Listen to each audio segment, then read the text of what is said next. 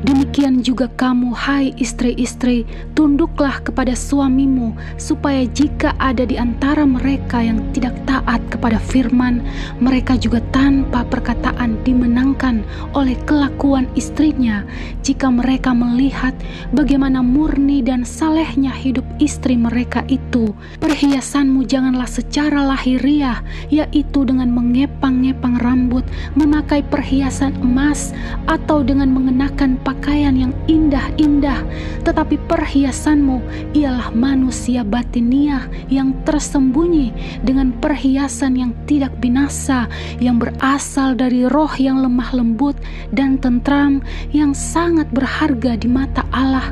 Sebab demikianlah caranya perempuan-perempuan kudus dahulu berdandan, yaitu perempuan-perempuan yang menaruh pengharapannya kepada Allah.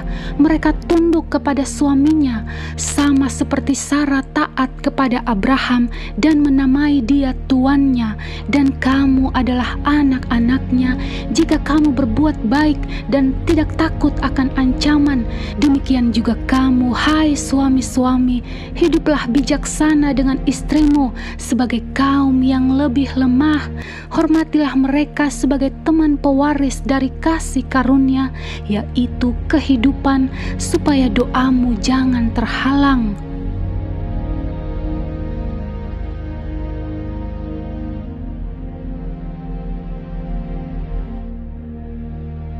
Dan akhirnya hendaklah kamu semua seia sekata, seperasaan, mengasihi saudara-saudara, penyayang dan rendah hati, dan janganlah membalas kejahatan dengan kejahatan atau caci maki dengan caci maki, tetapi sebaliknya hendaklah kamu memberkati, karena untuk itulah kamu dipanggil, yaitu untuk memperoleh berkat. Sebab siapa yang mencintai hidup dan mau melihat hari-hari baik, ia harus menjaga lidahnya terhadap yang jahat dan bibirnya terhadap ucapan-ucapan yang menipu. Ia harus menjauhi yang jahat dan melakukan yang baik.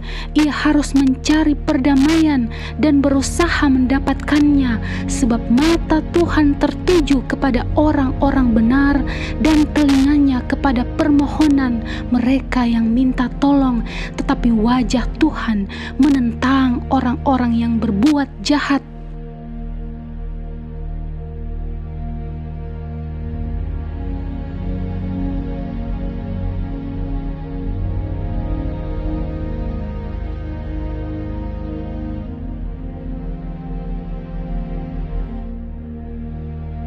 Dan siapakah yang akan berbuat jahat terhadap kamu jika kamu rajin berbuat baik?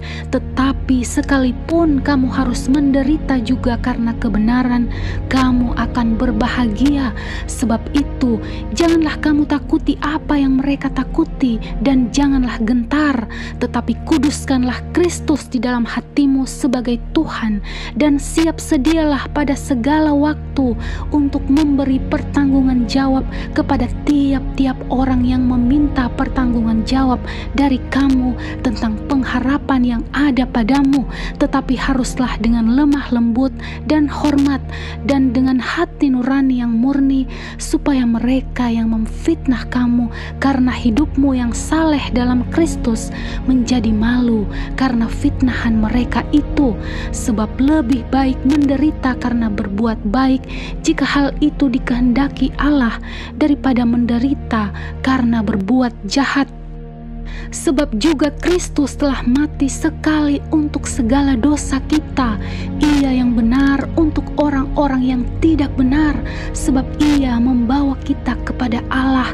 Ia yang telah dibunuh dalam keadaannya sebagai manusia, tetapi yang telah dibangkitkan menurut roh, dan di dalam roh itu juga Ia pergi memberitakan Injil kepada roh-roh yang di dalam penjara, yaitu kepada roh-roh mereka yang dahulu pada waktu Nuh tidak taat taat kepada Allah ketika Allah telah menanti dengan sabar waktu Nuh sedang mempersiapkan bahteranya, di mana hanya sedikit, yaitu 8 orang yang diselamatkan oleh air bah itu.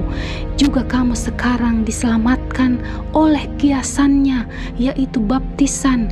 Maksudnya bukan untuk membersihkan kenajisan jasmani, melainkan untuk memohonkan hati nurani yang baik kepada Allah oleh kebangkitan Yesus Kristus yang duduk di sebelah kanan Allah setelah ia naik sorga sesudah segala malaikat, kuasa dan kekuatan ditaklukkan kepadanya.